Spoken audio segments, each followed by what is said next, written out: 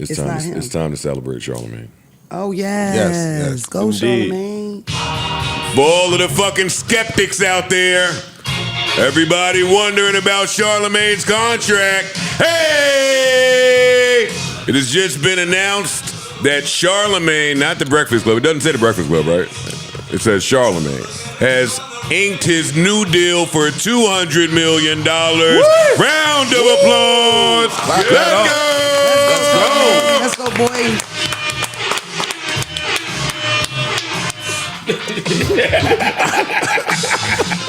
This will be clipped out of context. Yo, this boy's brain. Hey, yo, this nigga's brain is different, yo. What is he saying? You got hyper to the I'm coming out and you ain't too.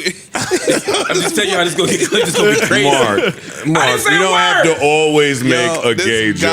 I didn't say a word. It's this guy. Actually, I'm looking for you to jump in. Charlemagne is your good friend. I talked to him this morning. I This is congratulated him. amazing news. Yes. Hey! Yo, shout out to the niggas that find samples out there, yo. Thanks.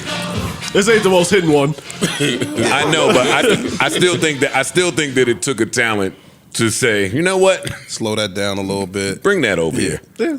Let's see how that grooves. Shout out to Diddy for that one. Let's see. I got a clip. By the way, he's on the cover of Forbes, and it's in the Forbes spread that it was revealed the $200 million 5-year deal. Let's go, Charlemagne. Fire. For him and his Black Effect network. Here we go. I got you. I don't have to fill anybody's shoes.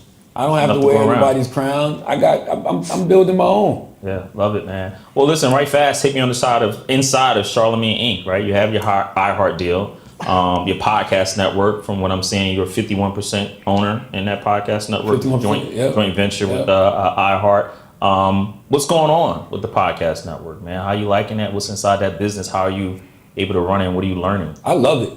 5 years ago, well, speaking of Combat Jack, I was in peace, always Combat Jack. an equity owner in Loudspeaker Network. So it was me, Combat Jack, and Chris Monroe. And I credit Chris a lot because Chris told me 13 years ago, 2 things you're gonna have to do is write a book and start a podcast. I always knew I was gonna write a book just because I love reading, I love writing. That was a no-brainer.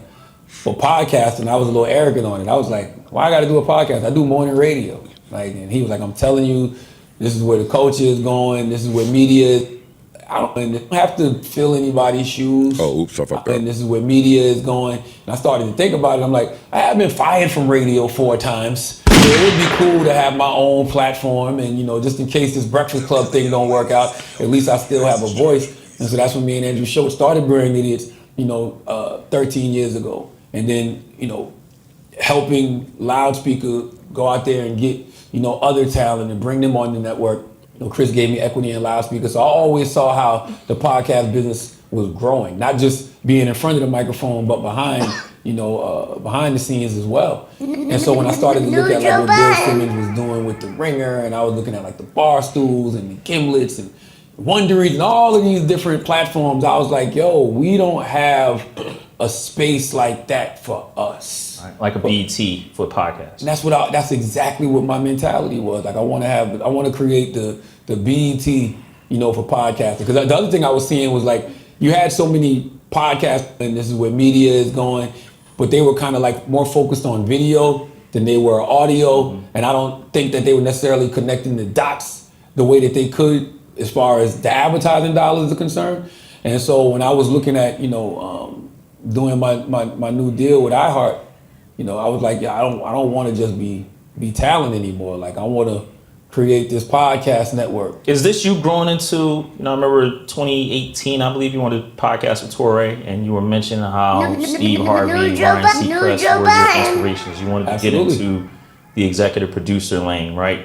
That was years ago. You're now in that, right? Fully. Is this where you wanted to be? Is where you are? Fully immersed in it. Been there for the last 5 years. Whether it's executive producing, movies, like my own television shows on Comedy Central, executive producing, audio scripted content with the company that me and Kevin Hart got with SPH Productions, executive producing these, podcasts that we got on Black Effect. The name of the game is, but they were kind of more, the name of the game is IP. So I'm fully immersed in my executive producer bag, but it all starts with the Black Effect Podcast Network. Being successful at that, showed people like, oh, okay, he does know what he's doing, in the business space. But I can't take, all of the credit at all. Like, my good sister Dolly Bishop, who is the president of the Black Effect Podcast Network, man. Once again, divine, right? Mm-hmm. When I had the vision for this, God told me immediately, all right, go get Dolly. You know what I'm saying? Go get Dolly. Dolly's great with talent. Dolly's great at business. Dolly has been, a manager, an assistant, and a producer. You get the drift. Yeah. Mm-hmm. You get the drift. Congrats again. Big news. Amazing. Congratulations. Congratulations. Worth every cent. Worth every cent. Worth every penny of it. This is great, great, great news for many reasons. Everybody. Yeah, for everybody. Yeah. For many reasons. Many reasons. Where do you begin? It's great for Charlemagne. That's one place to start. It's great for everybody under the Black Effect It's great Network. for the field. It's great for the field of podcasting in general. Yeah.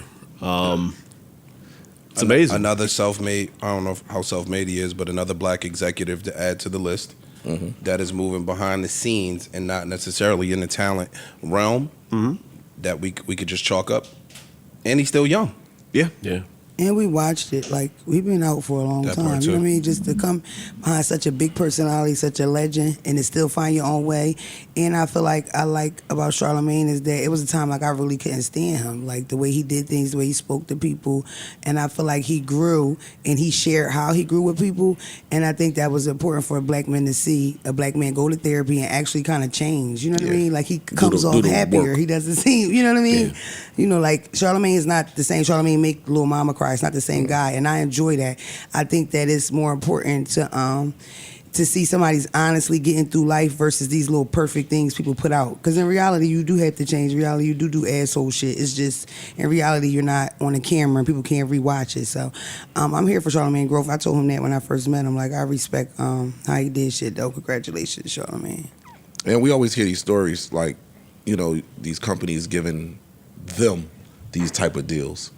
It's never one of us to land one of them deals. So that's was the impressive part to me. Like I love seeing that. That's inspirational to everybody else coming up. Like, yo, Facts. all right, we can get that. Yes. Like you always see them getting them.